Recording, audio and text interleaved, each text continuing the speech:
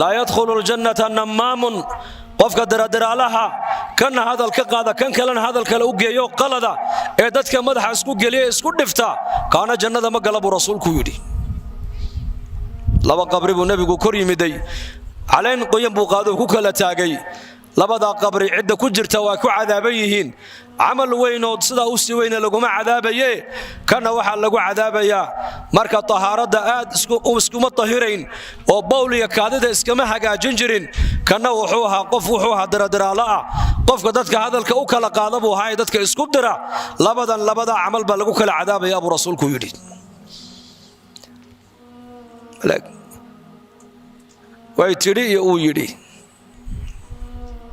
نبى النبي قوي عليه الصلاة والسلام وحيري قبل هبلاي اللي يدابا درس كيجا صلاة بدن نبيتو كتا صوم كيجو نواب بدن يهي لكن جار كيجا عرب كود بتاع النبي الله بالكورن مرقاب النبي قلت تاس النار بيكجر تابو يدي كوكلا يداني كان هبلاي درس كيجا صلاة ديدونا ما بدنو شنتا وقت بإلى لسا صوم كيجو ما بدنو أو بشهر رمضان بيصونتا لكن جار كيجا كان نبض قلب يدي كورن النبي الله مرقاب النبي قلت تاس جنة يكجر تابو يدي جنة waxaa lagu mutaystaa cibaado badan hamoodine waxa weyn xaq ilaahay markaad ilaalisid waa faraa'ida xuquuqda bini'aadamkana ilaaliin haddaad xaq ilaahay aad ilaalisid oo xuquuqda bini'aadamka aad ku tumatid xaq ilaahay kaliya janno ku gali maysid ogow gaaladu xuquuqda bini'aadamka aad ba u ilaaliyaan oo waa ka ihsaankoodu adduunko dhan soo gaarayo laakiin maadaama xaq ilaahay ay dayaceen xuquuqda bini'aadamka ilaaliyaan janno ku gali maayeen naarun bay ku galayaan ogow haddaad muslim aad tahay oo muslimad aad tahay oo adigu isleedahay anigu ilaahay baan aqaanaa ilaahay baan caabudaya oo xaq ilaahay waan ilaalin xaq bini'aadamkana waa ku tuman haddaad leedahay ma taajna janno ku gali maysid ogow labada xaq ba waa in la ilaaliyo xaq ilaahayna ilaali oo xaq ilaahay waa maxay waa inaad ilaahay aad caabudaa oo cibaadada ilaahay aad u shariig yeelin dariiqada nabi maxamed calayhi salaatu wasalaamna ilaahay aad ku caabudaa xuquuqda bini'aadamku ay kugu leeyihiin waa maxay ihsaan baad u samaynaysaa ihsaan haddaad ihsaan laga waayo oo nafcigaaga ummadda u gaari waayo sharka ilaahay adiga kugu abuuray ummadda meel kala fadhiiso ka hayso waa labada حقوق الضوء لبدنا لقوا إلى اليابة علماء دوليهن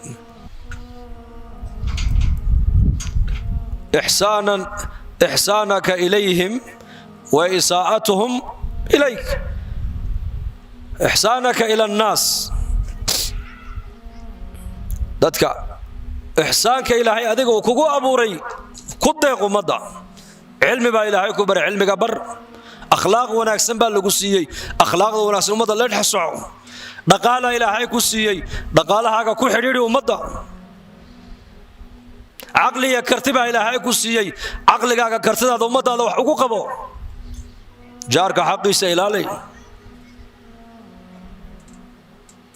haddaad ihsaankii ilaahay kugu abuuray ummaddu ay ka weydo sharba haddana kugu abuurane sharkaaga ummadda meel kala fadhiiso oo adinkaagana ha ku dhibin oo carabkaagana ummadda ha ku dhibin وكنا بتقلي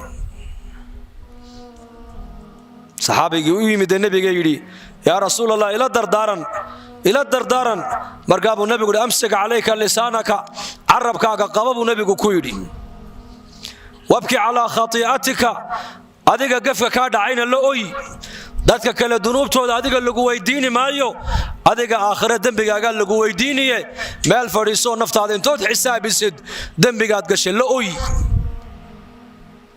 dambigaaga ka oy waliyasacka baytuka baa nabigu aqalkaaguna ha kugu fillaado aqalkaaga ku ekow reerkaagu ha dhaafin weeyaan reerkaaga saddexdaas waa saddex haddii mid walba la sharxo kutub dhan baa laga qorayaa amsak lisaanaka baa nabigu carabkaaga qabo carabka sidee loo qabanayaa khayr maahina sharba ha ku hadlin khayr هذا الخير كو هذا الخير قرآن كو أخري ذكري كو سماء استغفارتك كو بدي عربكاga ilaahay xuskiisa ku qoy ku qo laa yazaalu lisaanuka radbun bidikri illah ku xidh carabkaaga waxaa lagu qayidaa oo lagu qabtaa ilaahay dikrigiisa. haddaad dikriga ilaahay ku xidhi weydid shaydaan baa ku hadlayo hadalkaasi meel kale kuu fogayn. carabkaaga qaba macnaheegu waxay ka dhigan tahay wixii aakhiradaada kaa dhaawacaya ka qabo, wixii aakhiradaada kuu toosinayana ku hadal, macruuf ku sheeg, oo salaada ku tuko, oo quraan ku akhriso, oo ummadda ugu nasteexee, oo islaax kaga hadal, oo ummadda ku xidhiidhi, oo diin ummadda ugu yeedh, oo diin ku baro, diina kaga shaqee. wabki calaa khati'aatika dembiga adiga kaa dhacayna la ooyi dadka kale dunuubtooda. walaa taziru waasiratun wisra ukhraa, dad kale dembi ay sameeyeen adiga lagu saari maayo ogow. adiga taadoonbaa qiyaamaha lagala xisaabtamiye. intaad adduunyada ku nooshahay naftaada xisaabiyo, khayrkaaga iyo sharkaaga habeen walba markaad seexanayso kafadda saar midkee badan. hadduu khayrku batana ilaahay ugu xamdi, hadduu sharkaagu batana ilaahay caza wajalla u noqo toobadkeen. aqalkaaguna ha kugu filaado, khaasatan haweenku.